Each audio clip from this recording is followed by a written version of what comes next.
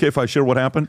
Go ahead. So Tom walks in today, and everybody's like, did you hear what happened? Did you hear what happened? They're like, did you hear what happened? Tom walks in, and I don't know who it was with. 7:30 in the morning, we have this coffee machine in the back. Takes a sip out of the coffee, apparently, gets pissed, throws it against the wall. Vinny's coming out of the bathroom. It got your, was it your neck? My neck is gets his, we even said it at the same time. Gets his neck. I'm all right. And Tom. I'm like getting these texts, man. I'm like, okay, these guys are trying to mess with me. They're definitely trying to troll me the other way around. Tom's pissed. Why? Because this announcement came out. Starbucks is reportedly pulling back on discounts. And Tom wasn't happy about it. So let me just read both of these. I have third-degree burns now. Just to not piss you off, I'm going to read these two stories and hand it over to you. First story is, get ready to pay more for Starbucks. So that's already very frustrating to Tom. The chain has been offering a series of discounts over the past year, attempted to lure back customers like Tom Ellsworth, but the Wall Street Journal reports that the new CEO, Brian Niccol, is ending that practice, opting to return to positioning as premium brand. Starbucks, for much of its history, resisted efforts to offer deals relying on its product and seasonal drinks to bring in customers, but repeated price increases and inflation began to chew away at the loyalty of those regular, forcing the company to offer everything from extra loyalty points to discount. Over the summer, for example, the coffee chain introduced a new pairing menu, which gives customers the ability to pair a tall, hot, or iced tea coffee with some staple foods, including a butter croissant or breakfast sandwich for $5 or $6. Starbucks told Fortune, we can confirm that WSJ piece is accurate. Tom. So this guy comes in and he's got to fix it, right? First of all, do you want to apologize since like right now we're together? Tom, like I know this is going to be a permanent mark on my neck because you're just angry I'm sorry about I threw the coffee at you. Okay. Okay, go ahead, Tom. It's okay. But it was 7-Eleven coffee. What? I would never waste Starbucks coffee. Okay. Oh, so here's what's going on. So, Brian Niccol brought in, a very sharp guy, comes from a career of success. Chipotle. Yeah. He has a thankless job. The first thing he's got to do is decide what button does he push first. And Starbucks is DEI. Starbucks has been, we have talked about baristas that would wear, political buttons and things from only one side, and it would insult the other side. It's taking forever. They've lost their mojo. And also the prices, we're moving a lot. So he comes in and says, what button am I going to push? And the first thing he's saying is like, look, all these discounts are confusing, and these discounts get away from the fact I think we make really good coffee, and we want to make that coffee faster. So he was doing three things. First thing he said, no more discounts. So we're not just going to use the discount thing to bring you into Walmart, like 10 cents for 20 rolls of paper towels that you see at Walmart. They put all those things out there. They're trying to bring you in to buy other stuff. He's like, we're not doing that. We're going to pull back on these discounts.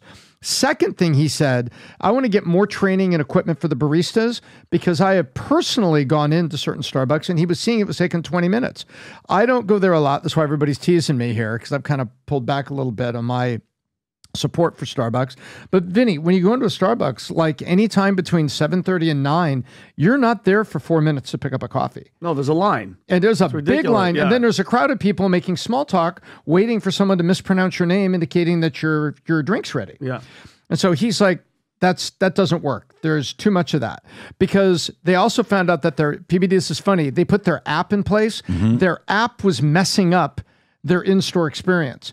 Because if you look at how many drinks would be sitting out there from all the people ordered with their apps, we're all running in, grabbing two of them, and the guy in line is like, hey, Vinny, what are you doing? You walk inside. So Vinny's there waiting 20 minutes for his drink. I run in and grab my two. And they're probably not hot anymore, right? Yeah. So Nichols is coming back and saying, we're going to get this and we're going to get it right. So I applaud that. I applaud what he's doing. But at the same time, they're about to take some serious heat. So Nichols trying to do the right thing.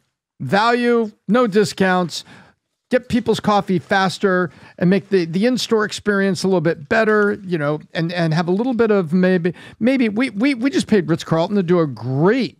Tom, what is this other story that says how Starbucks became a sugary team emporium from Bloomberg? What's going on there? Here's the problem. Uh-oh. So Starbucks is trying to get people, and a lot of adults have been balking at the $6 latte. That's a lot of money, $6, right?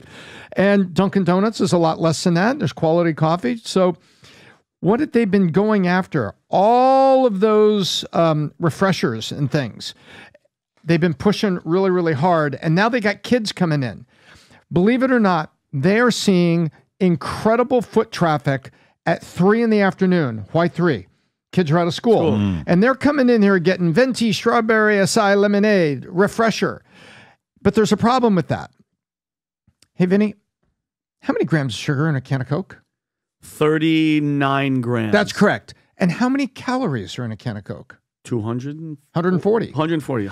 Do you know what's in that venti, strawberry, acai lemonade? How much? 48 grams of sugar and 210 calories. Got it. And So they a little say, fatty. yes, a little fatty, right? For kids, do kids have a diabetes problems right now? Yeah. Probably nothing to speak of. Yeah, well, actually, about 352,000 Americans under the age of 20 are estimated to have diagnosed diabetes. That's 0.35% of the population. And you take a look at these kids, so they're not out on the playground. So now Starbucks is having to fight this because this is about staring them in the face because parents are giving their kids cards. And so the kids are not price sensitive. Mom, you need to reload my Starbucks card. Or they take the Starbucks card and they put it into the phone. And so now the Starbucks card is effectively in the phone.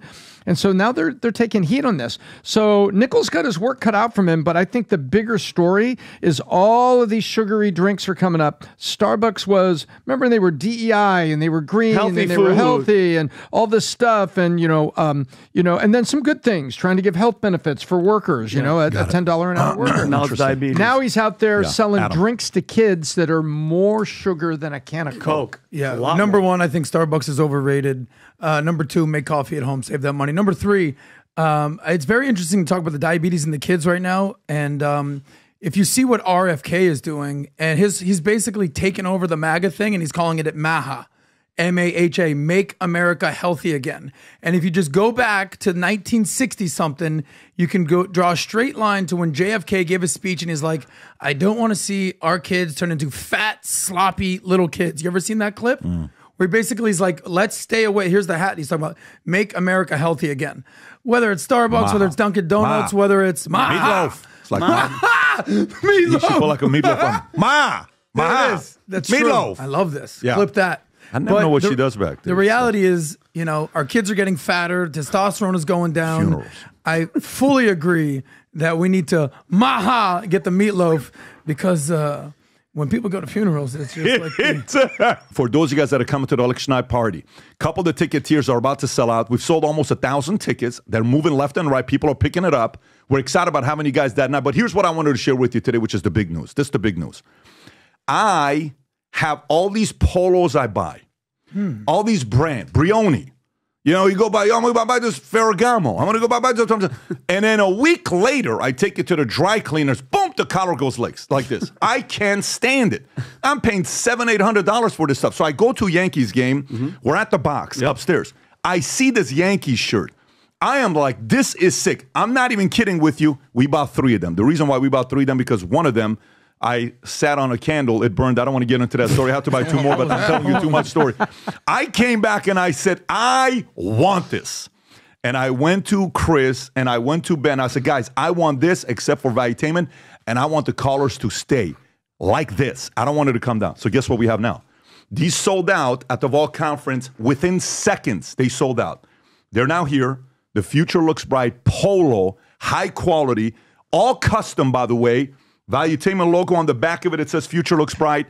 We have different colors, Rob. If you're on it right now, we have the black, the gray, the blue. You pick and choose different size. The material. It's like air. It's like air. Just look how it dances. Watch this. It's a dancing. Watch this here. Queen. I wear these 3 times a day. The only reason I'm wearing this today is because I'm doing a video ad later on. But if you are somebody that loves Valuetainment, you sport our gear, and you want to go out there and wear it at work, and you want to look professional, go order the latest Future Looks Bright polo that came in. By the way, this will sell out in absolutely no time, and then you're going to be left having to order a size medium while you're an extra large. Medium. And it's not going to be a good look because that's what Adam does. Adam always goes looking for mediums. But So if you like this clip and you want to watch another one, click right here. And if you want to watch the entire podcast, click right here.